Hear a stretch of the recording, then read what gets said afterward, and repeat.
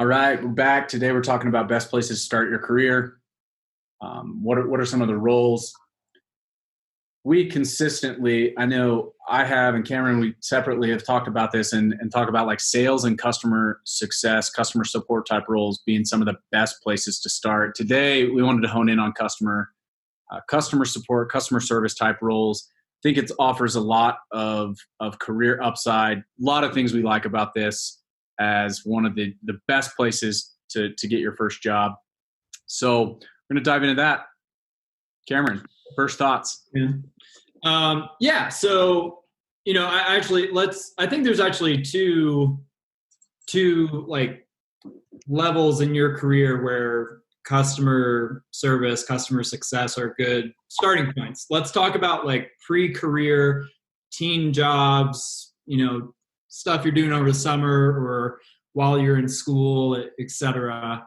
And there's probably like everybody from the age of 13 to 20 should be getting customer service experience during that time. Yeah. It's crucial.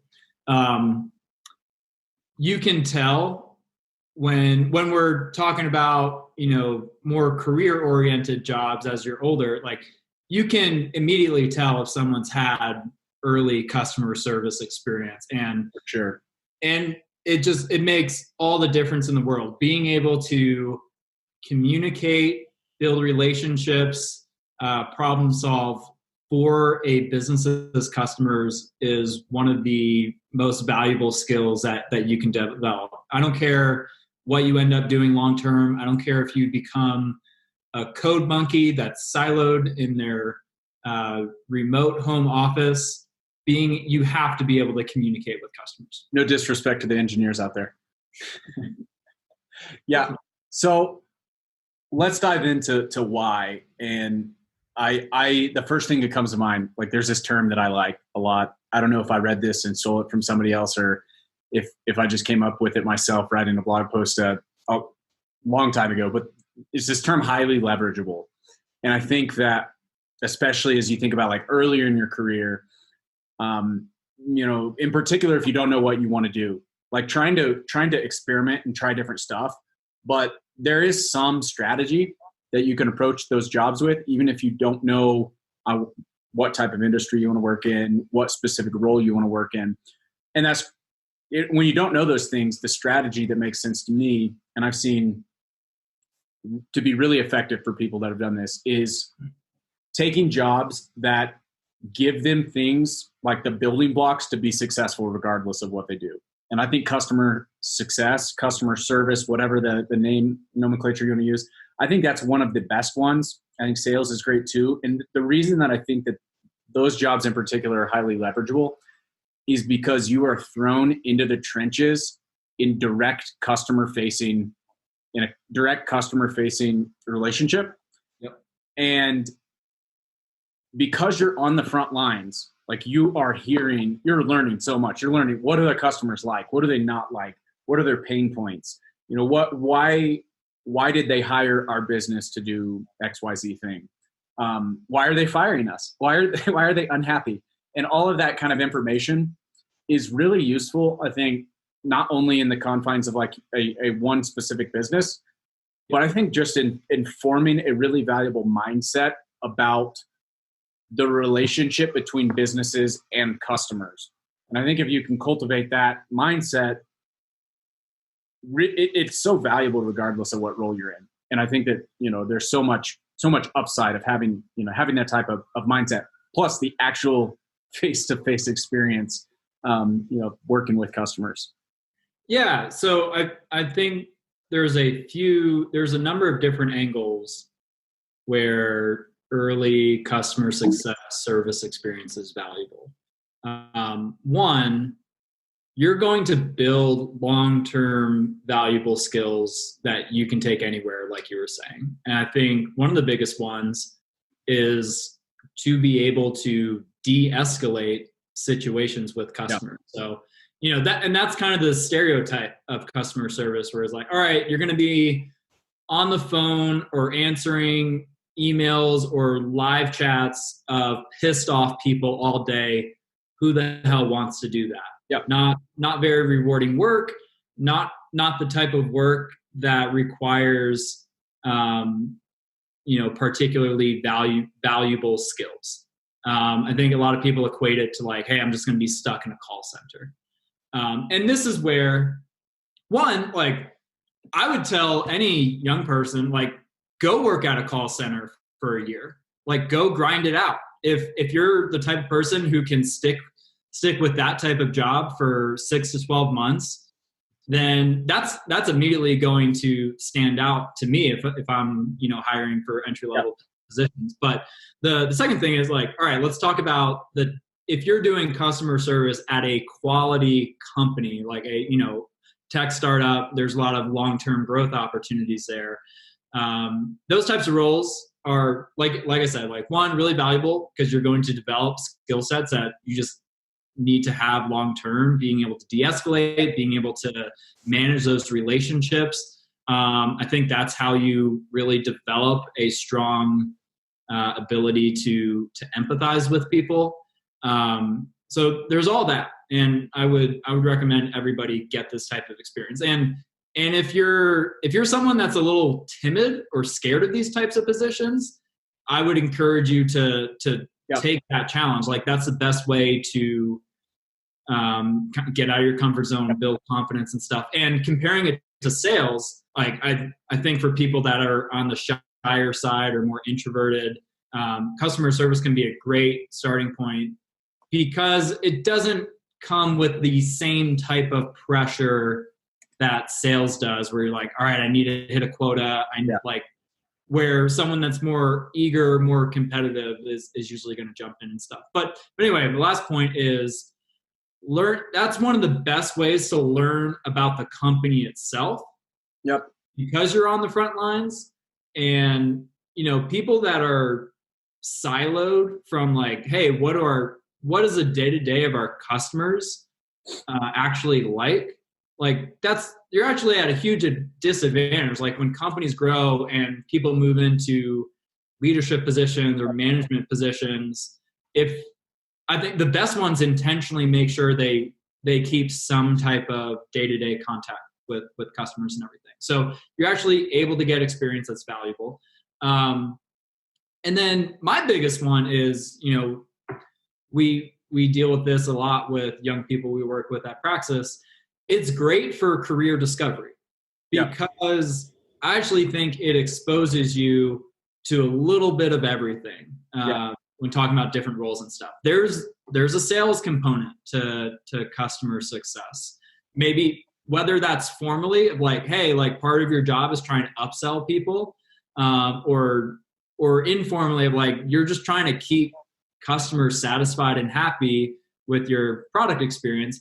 And then you also get exposed to, sometimes you're the go-between between customers and the product team, and you're relaying information that you're getting as you're on the front lines with customers. And like, if you're really taking initiative, like, there's a lot of valuable information you're getting in that role, and you can kind of go in different directions. And I've seen a lot, like, people take customer service roles and leverage them into positions on the marketing team or, the product team or the sales team. I think too, so this is an overlooked advantage of them too, that I think is that sales and customer support, I think this is relevant to both of them, focusing on customer support right now. So it's a lower barrier to entry.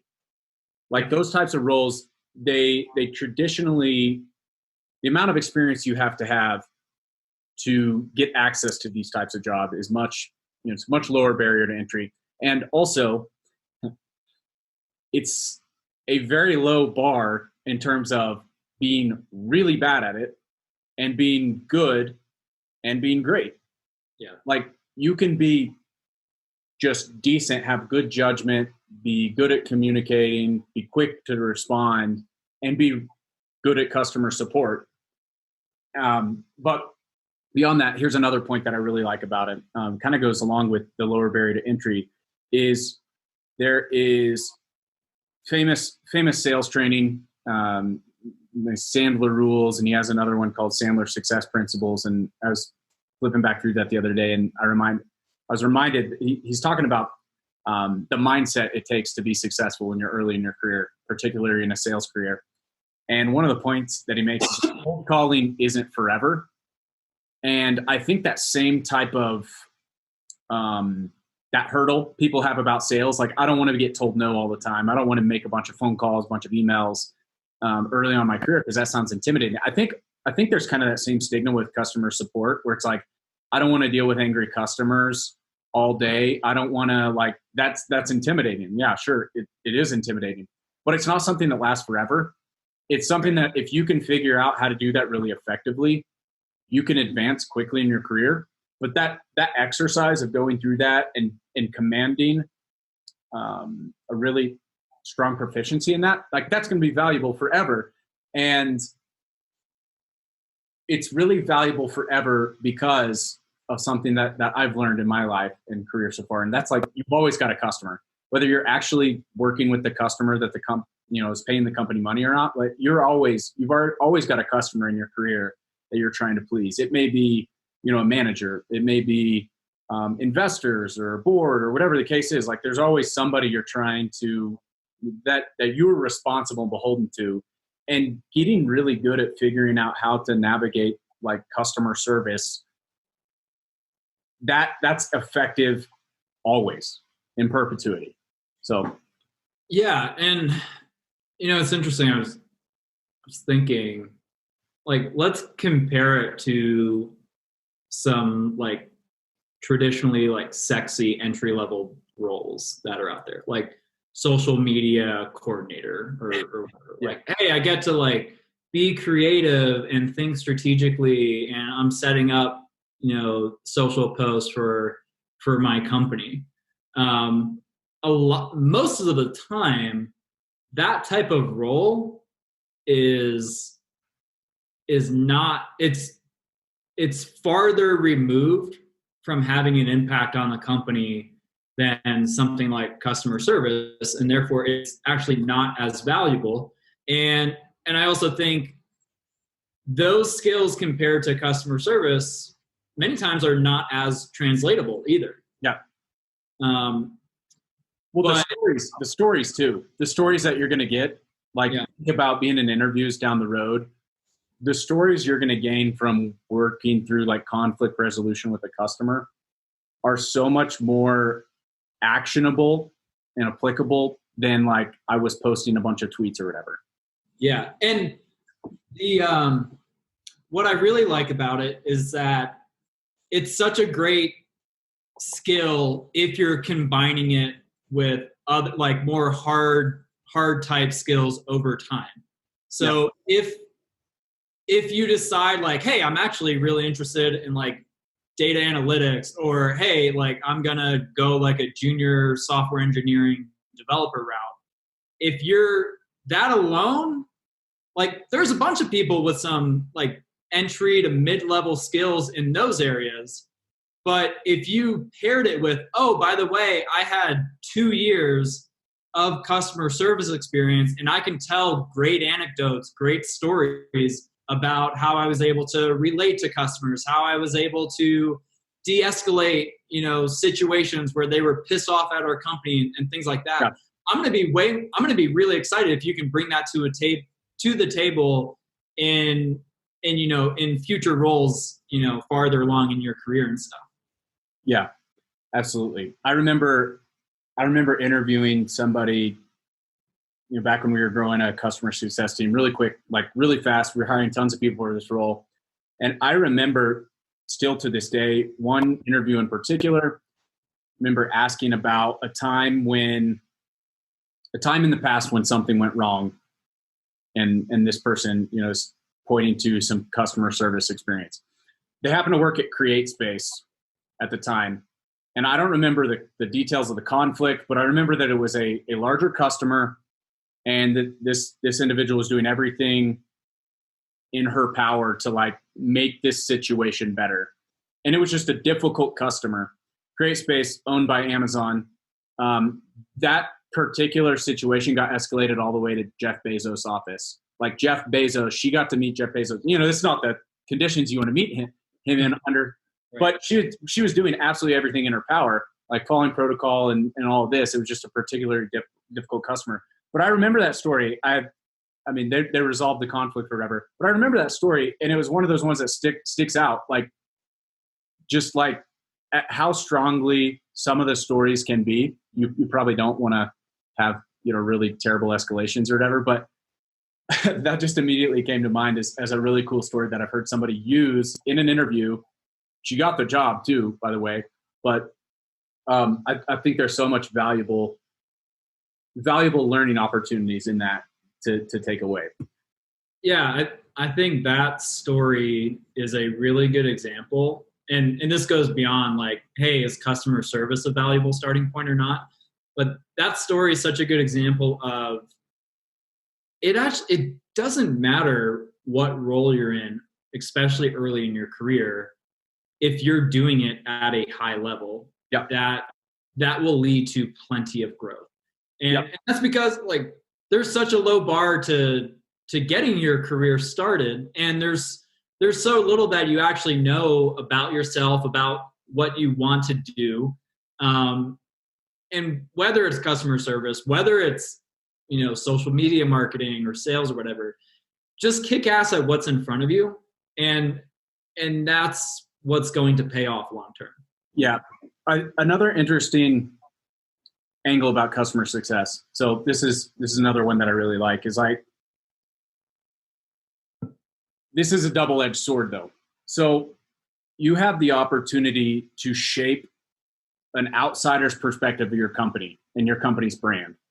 And like, without getting too philosophical and abstract or whatever, like every interaction with a company's brand like has impact. Like it can, it could be a neutral interaction, but most of the time I like to think of them as like positive or negative interactions. Like you're either strengthening your brand or not. I like to think about sometimes when I'm having a really bad customer experience, it makes me think poorly about the company.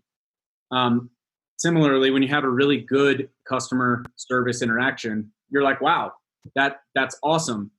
And now I find myself like, when I have those, sometimes I'm like, man, I wonder what that person's doing in their career. I wonder what, like, particularly when I'm going to like restaurants and things, like ChickfilA is my favorite all-time example. Like, I think it's probably the most consistent place, maybe that in the Apple store of anywhere I go, where there's a level of service that brand has, like I've come to expect from that brand. Yep. And everybody exemplifies it, like across the board. I rarely have to think twice. Rarely do I walk away from one of those places being like, wow, that was a terrible customer service interaction. But the reason I bring up Chick-fil-A in particular is usually those are younger people that I'm having those thoughts about. And I'm like, that person would be great at XYZ company. That person would be great in this type of role. And I think that that's a really cool example of just like, one, how getting experience earlier can really pay off, but two, like doing it at a really high level stands out. Yeah. It's amazing. Anytime we come across an applicant or somebody we're looking to hire and they have Chick-fil-A experience, I'm like, all right, this person's worth talking to. Like, there's no question. And you just expect them to be a certain way. Like, they're going to be on top of communication. They're Yep. going to be polite. They're just going to know how to handle themselves in a professional setting. What's interesting, like obviously that's an awesome, valuable signal to have as a, entry-level candidate for something, or, just a young professional overall. It's always a good sign. What's more exciting to me is those situations where, like, you're just in a local coffee shop or something, not a franchise. Yep. And, the average barista or average service worker, like, they're going to be okay. You're going to get some bad ones, or you're going to get some decent ones. But when somebody's exceptional in that type of environment, and because like with Chick-fil-A, it's because like, okay, like part of the credit goes to Chick-fil-A because their training is so high quality. But when you come across it, not in that more like artificial setting of like Chick-fil-A, then it's like even more impressive because like, okay, this person's doing it on their own to some extent. Yeah, I have a couple anecdotes. I have a good one and a bad one, and then I think we can talk about some, we can talk about more good and bad experiences or examples. But one in particular, bad one, I'm going to use first because it's real quick. Like, I was at the liquor store the other day, and I wanted to use one of the boxes. Like they had a bunch of boxes sitting by wine bottles on the ground, literally right next to them. They looked like they were for customers. Yep. They had the businesses logos on them. They looked like they're for customers. So I grabbed two of them, pushed my cart up the front, put them on the counter, and the woman's like, "I'm sorry, those are for delivery customers." And I had brought them all the way across the store. It wasn't a big deal. I was like, "All right, that's fine." She's like, "Nope, I've got to call a manager and see if you can use these." And the manager came over. He's busy dealing with customers all over. She calls the manager over, and he's like, yeah, he can use those, whatever. Not a big deal. I had two boxes. She still only gave me one, and like acted like it was like this ridiculous thing. And I was just like, this is a really weird, poor customer service example. Like, it wasn't a big deal, but you just made me think twice about this entire place. Like, what's the big deal? So I'm going to tell you the good one first. The other one, there's this place in Manhattan, this bar that I went to for the first time a year and a half ago. And the service was so good. This one particular individual, learned our names, was very conversational, was really polite, had fun, was very engaging with everybody at the bar, and then covered the tab at the end of the night. He's just like, "Nope, all you have to do," he's like, "No, don't worry about it. Just next time you're in town, come and see me." Yeah, that's my kind of customer service right there. I went back a year later, and he remembered us. And I was like, this is phenomenal service. Like, this is a person who I trust this person probably in a lot of different other scenarios, like in other roles, because of how good their customer service was. But I also think more highly of this particular bar because of the type of people they employ. Anyway. Do you think he was intentionally calculating the lifetime value of you as a customer? I seriously doubt it. I think he's just so good at customer service and engaging people and good at his job that probably is just his natural personality flowing through. It sounds like he cost the business some money though. Well, I think we made up for it in the few times that I've visited since. Okay.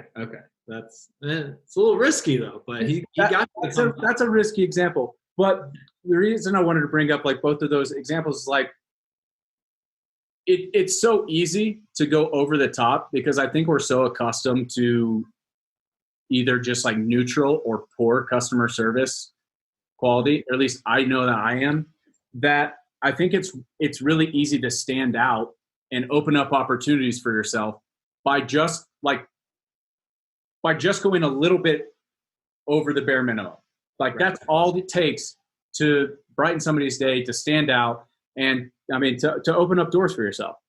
Well, especially every time I deal with really high quality customer service, especially in those more traditional teen jobs or jobs that you would hold through college, or the jobs that college grads have to hold because college wasn't that valuable. When you get great quality customer service, oh, this person is legit. They're going to go well beyond what they're doing now. And it's just a matter of figuring out the best opportunity for themselves and stuff. Yep. One interesting thing in this space. All right. So let's talk about customer success, customer service roles at tech startups specifically. Yep. And I've pretty much become numb to it, and I understand why it happens, but I want to talk about it a little bit.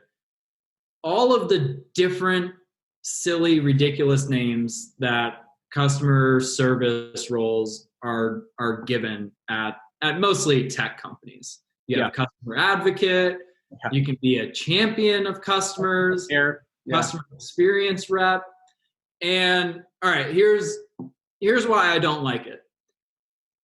Because all these companies have had to name customer service something different than what it is, because they have been incapable of showing young talent why this is a valuable starting point.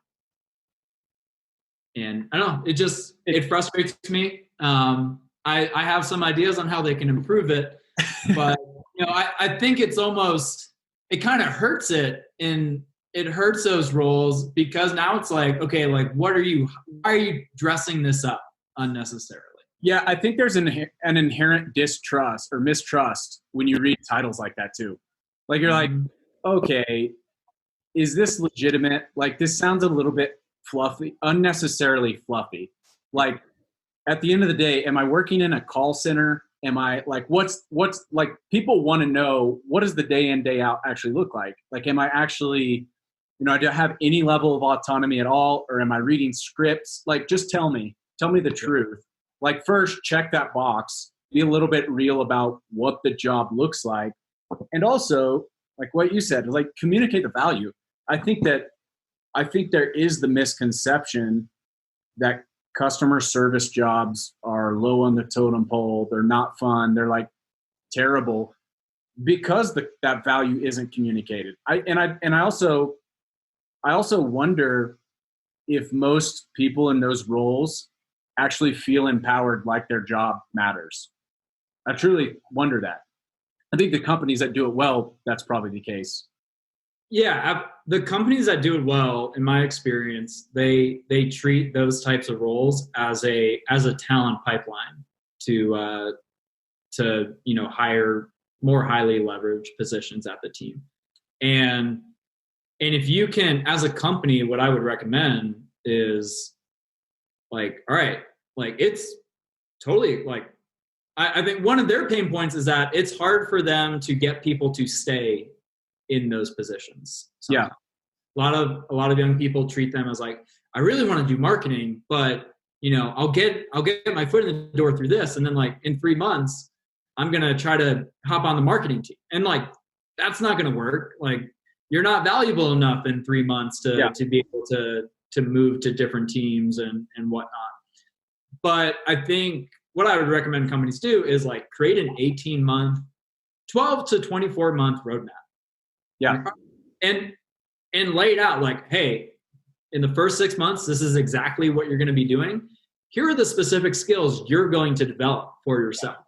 Do the same thing, 6 to 12 months, 12 to 18, and then present like, hey, at this time, here are your options to go into different aspects of the company, and just make it really clear. This can be a great starting point, and you will experience growth in this specific role. And because of by being successful in this role, you're going to open up future opportunities for yourself.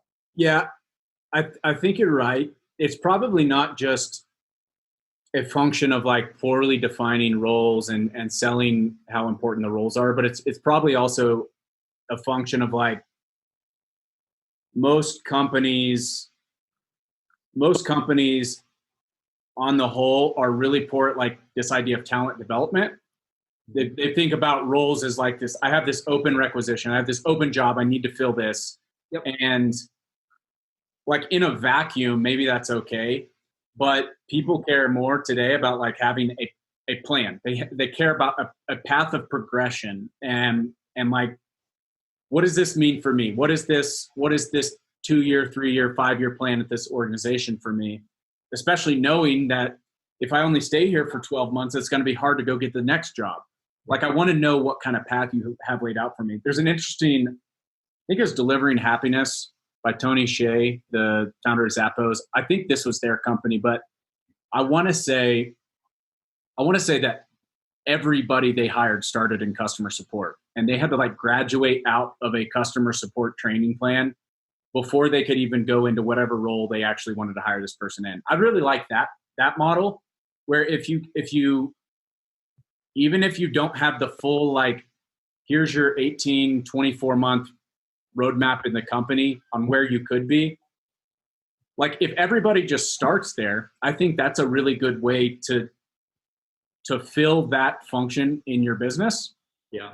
But I also don't think it's necessarily an issue if people are starting in customer support and moving laterally within the organization. But to your point, like you need to understand it probably takes more than 3 months to, if you're entry level and don't have a ton of experience, yeah, you just get to that level. You need to understand that if you're going to take a job, it has to come, there's an implied commitment to that specific job for a specific time. And like there's plenty of ways you can shorten that timeline, but there's good approaches and weaker approaches to doing that. And that's a whole nother podcast episode probably.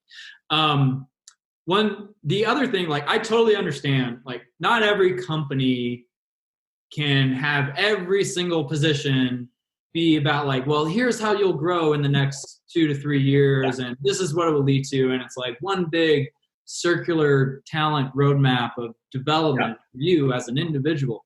But one, I don't think you need that. One, I actually would encourage people, like if you set the tone early in your company, in like through your company's culture, I think it's much more achievable than most people realize. Yeah. It just has to be made a priority. But the other thing is, and I love this, this is Patty McCord, who was like the first chief talent officer at Netflix. Oh yeah. And she talked about like, hey, because of how quickly they were growing during a certain period, they were hiring for positions that they know they wouldn't need in 18 months. But they still needed, a certain level of talent in those positions for that period of time. So her whole approach there was, all right, we're going to make sure Netflix is a great company to come from for your next role. Yeah. And I think that's an awesome, like long-term approach that probably more companies should take. Like, it's not just about, hey, can this particular person, does a person that's in this role have a good opportunity to become more valuable for us over a period of time and more valuable roles over time? What can you do to attract talent? It doesn't have to be just about internal growth. It can be, hey, if you give us 2 years, you're going to be able to go and do X, Y, and Z because you spent 2 years here. Yep. I think that's a good point too. Patty McCord's awesome. She also helped write their culture deck, which is phenomenal, worth checking out. I'll add these to the notes too. But I like this idea of companies, like especially early stage, fast growing companies. It's unrealistic to think they can do all these things with limited resources. Like let's be where we want to be in 5 years now at early stage, like with all the talent. Like it's just unrealistic, not feasible. But how can you deliver a good experience before you're there? I love this idea of early stage companies as an incubator for talent, even if that talent's not still here in 2 years. Like think about your alumni stories from your company, like all these people that came in at entry level or a couple years experience level jobs and graduated out of your company after 2 years and went and took awesome jobs that they would not have been able to get before they worked there. That's an awesome story. Like that's an advantage that I think startups have to a lot of other companies is come grow with us for 2 years while we're growing fast and watch your career take off. Like that's a cool story. And it's not just a one-way street. You don't have to just set it up that way so you can attract a certain amount of talent and then, the cost benefit analysis. Well, is it really worth it? We don't need, maybe the most exceptional talent in particular roles or something. But if you're setting things up so that somebody that spends, 18 months, 2 years in a certain team of yours, and it's that valuable that they're able to go pursue opportunities they wouldn't otherwise be able to, that means that team is creating a lot of value for the company too. Yeah. So it just goes hand in hand. But I think it does require more thoughtfulness for sure. All right, lightning round, and to wrap this up, what is, say you're a young person, you're out there trying to figure out how to get started, looking at jobs. You want to go land a customer success job, customer support job. You don't have any experience. What do you do? I'm going to go first, give you a second to think because I already had one in mind. So I like to think of like coming up with tips and tactics that are to go get attention. Like the job market's hard. It's hard to get hired if you're going to apply the same way as everybody else, like sending in a resume, cover letter, especially if you don't have experience and you're competing against people who do have experience. So one of the hacks and like ways to get around that lack of experience that I like specifically for customer support is going and putting yourself in the shoes of that person doing that job. Like go find a bunch of reviews, product reviews or customer reviews, good and bad, and go write responses to them. Even if you don't do them online, like go copy and paste those into a Google Doc and go through the actual practice, the exercise of writing out good responses to positive and negative reviews. That exercise is so useful in helping you just start to get a sense for like, what do our customers like? What do they not like? And then like go find somebody online that looks like they're the hiring manager, like on LinkedIn or something like that. Send them that. Yep. Then send in your application. Like that's an amazing way to get attention and also show that you've already started doing the job before you got the job. Yeah. Here's another trick for that specific idea. If even that type of exercise is intimidating to you, or like because you don't have much experience, you don't know if your responses are going to be very good. If you're kind of stressed about that, go find anybody at any company on LinkedIn in a customer success role and ask them if they'll take a look at those. Yeah. And ask as many people as you need to, but I guarantee you somebody's gonna be like, yeah, of course, I'll take a look at this. Send me a Google Doc or something. And now like go seek out feedback that way. Yep. And if I were you, I would even include that and be like, as part of this exercise, I went out and sought feedback from somebody that's in this type of role. That combination would absolutely blow me away. Yeah. Even if the responses aren't good, the signal that you're sending that you went through that exercise is so much more valuable than sending in a resume. Yeah. All right. So for me, that's a really good one. That'd probably be my recommendation for sure. Another thing you can do is whatever opportunities you're looking at, usually they'll have listed in there like what software tools that you'll be using in the role. And I would come up with, a 1 week plan to learn on my own the top 2 or 3 software tools. And, most of them, that's going to include some type of CRM, usually Salesforce, maybe HubSpot. I'd probably learn some type of live chat tool, even if they don't mention it, like here are the common software tools that are usually, associated with these types of positions that you'll be using, and go figure out how to learn them on your own. And that's a really easy thing. Like it's completely in your control if you're able to do that or not. There's, for somebody that lacks experience, they're not sure what software tools are best. They're not sure how to, learn them in the best way and how is it relevant for these, but you can do research to figure all that out. Google is your friend, but that's for entry-level positions, especially, that's just one variable you can kind of check off as a candidate. Like, hey, I'm already technically inclined. I'm already familiar with this stuff. Now, as a hiring manager, you only have to focus on, is this person, like, do you have the innate traits for this role, and are you a good culture fit at our company? Yeah. What I like about that one too is it's usually universal.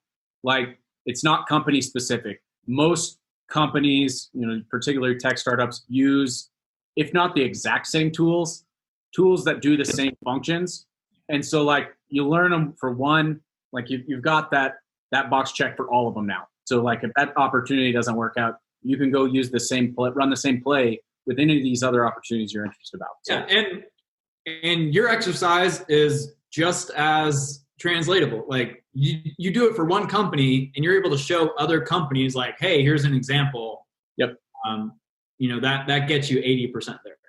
Yep. All right.